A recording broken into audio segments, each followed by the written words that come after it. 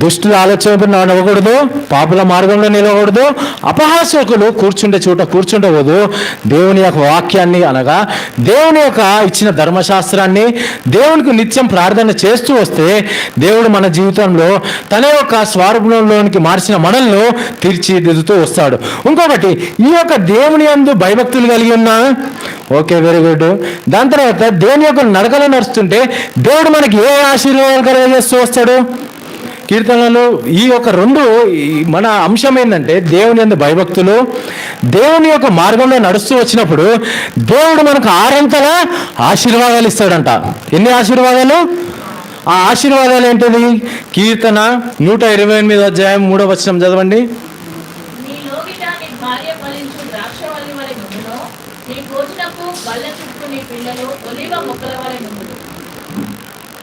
మొదటిగా నిశ్చయంగా 2:2 ఏమని ఉంటుంది?